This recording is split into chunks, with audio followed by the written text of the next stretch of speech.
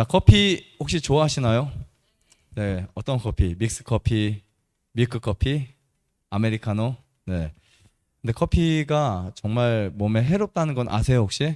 근데 요즘에는 외국에서 자꾸 논문들이 많이 나오면서 커피가 해롭다는 내용보다도 요즘에는 이제 괜찮다, 좋다라는 내용들이 점점 많이 나오고 있습니다. 오히려 커피가 통증 완화나 뭐 어떤 신경이나 어디에 좋다 뭐 이런 이야기들이 많이 나오면서 많은 분들에게 혼란을 주는 것 같은데 그래도 커피는 좋지 않다. 먼저 말씀을 드리고 싶습니다. 식약청의 하루 카페인 섭취 기준을 보면 400mg 이하로 섭취할 수 있습니다. 믹스 커피는 12g당 69mg이 들어있고요. 디카페인이라 하더라도 거의 한 잔에 2에서 5mg 정도. 원두 커피 한 잔 속에는 100에서 112 정도가 들어있다. 그러니까 원두 커피 카페인이 많아요, 적어요? 보니까 정말 많습니다. 근데 왜 이게 해로운지에 대해서 아주 가볍게 말씀드리면 전두엽의 기능을 약화시켜요. 전두엽이 어디 있나요? 전두엽이 여기 있잖아요. 뇌 중에 앞 이마 쪽을 전두엽이라고요. 전두엽의 기능을 약화시켜서 뇌의 의사소통 체계를 침해합니다. 특히 뇌의 신경세포에서 신경 전달 물질이라는 이 물질이 분비되는데요.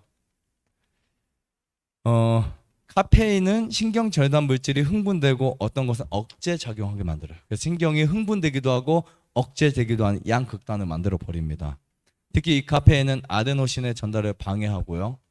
뇌 화학적 교란을 가져오게 됩니다. 또 한 가지 문제가 뭐냐면 도파민이 증가하게 돼요. 그래서 우리가 보통 도파민이 언제 나오냐면 기쁠 때 나오고 즐거울 때 나오는데 오락을 많이 하면 도파민이 나오잖아요. 그렇죠? 뇌에서. 그러면 다음에 오락을 안 하면 그 나오는 도파민의 양을 충족시키기 위해서 도파민을 요구를 합니다.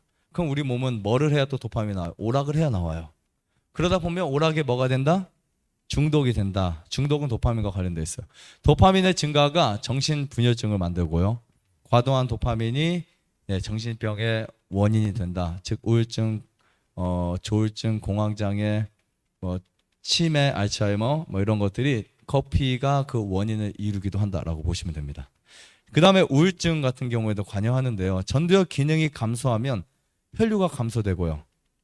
그래서 우리 몸의 전두엽 내에 혈액의 감소가 생기면서 우울증에 걸리기 쉽습니다. 해마나 뇌 여러 신경 전달 물질에 관여하는 기관들의 문제가 일어난다는 거예요. 커피 중독을 보면 뇌 구조와 기능이 바뀌어요. 심각한 문제입니다. 그래서 커피를 매일 그것도 자주 많이 마시는 분들은 뇌 구조가 바뀌고 기능도 바뀝니다.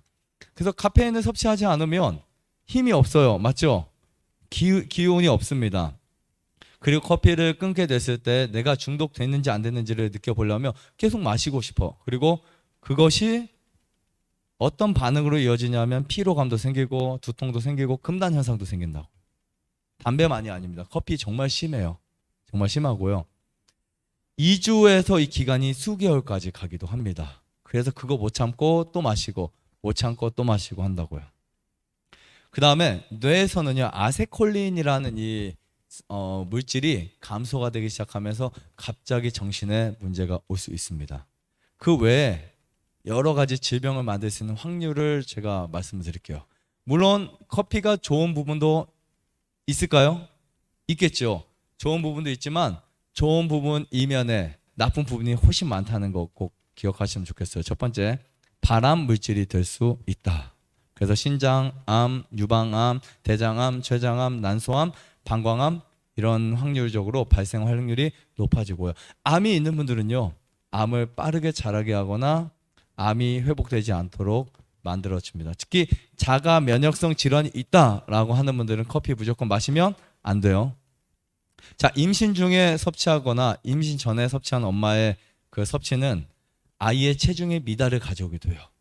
그래서 요즘에 임신할 때 커피 마시는 사람 거의 없는데 가끔 있어요. 제가 경고합니다. 큰일 난다고. 그런데 그냥 마시잖아. 아이에게 건강 문제가 심각하게 초래되기도 합니다. 그 다음에 혈압이 어떻게 될까요? 혈압이 높아져요. 심계항진과 부정맥의 요인이 됩니다. 심장 질환 쪽에는 정말 안 좋아요. 네, 그래서 심장, 혈관 이쪽이 안 좋아요. 그다음 위에도 좋지 않습니다. 과도한 위산 생산과 위식도 역류를 일으켜서 속이 쓰려. 이거는 디카페인도 마찬가지예요. 생리통에도 심한 통증을 유발시켜요. 그래서 생리통이 많은 분들 커피만 끊어도 반으로 줄 수도 있다는 거예요. 그래서 커피는 일종의 해로운 방종이고 두뇌 활동이 영구히 약해진다 이렇게 보시면 되고요. 자극하는 일시적인 영향이 지나면 그 자극하는 효과는 정상 상태 이상으로 상승된 정도만큼 정상 이하로 떨어지는 거예요. 무슨 말인지 아시겠죠? 그래서 커피는 몸에 좋은 것 같지만 그거보다 나쁜 게 더 심해진다라고 보시면 될 것 같습니다. 좋아요, 구독, 안내자전 눌러주세요. 눌러.